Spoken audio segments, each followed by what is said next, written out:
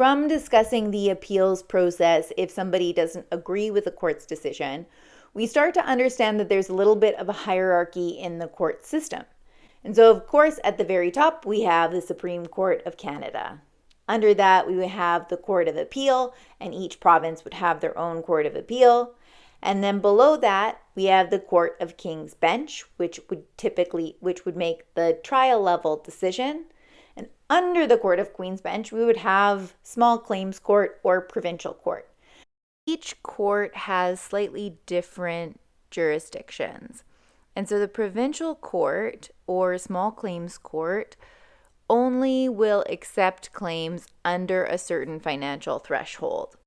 And if your claim is close to the financial limit and you want to give up some of it for the benefits of small claims court, that's an option as well, but it must be under a certain limit. I think it's still $50,000, but I'm not totally positive about that.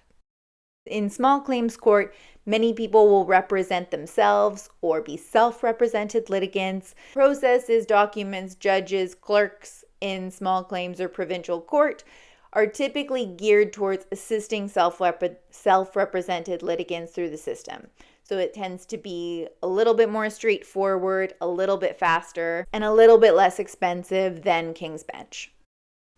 Court of King's Bench or a superior trial court can review the provincial court's decisions, but also is the trial court for any claim over the amount that would be claimed in provincial court, or that is more serious or complex than what can be considered in provincial court.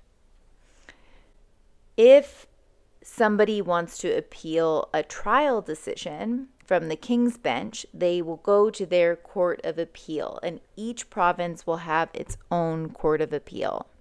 The Court of Appeal doesn't hear witnesses and facts, but it does review whether the trial court has correctly applied the law in the case. If one of the parties does not agree with the Court of Appeal's decision, their recourse is to seek leave to appeal to the Supreme Court of Canada.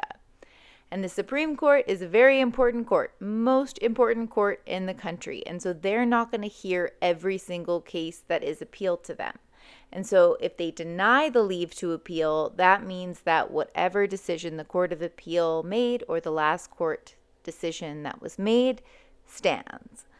Otherwise, whatever decision the Supreme Court of Canada makes is the binding decision, and those decisions are not only binding on that province, but the entire country.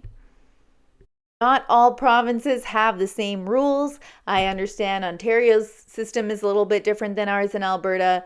So when you are a lawyer initiating a lawsuit or a self-represented litigant initiating a lawsuit, it's really important that you do your homework to check that you're actually initiating the claim in the correct court, because that will make things a lot easier for you.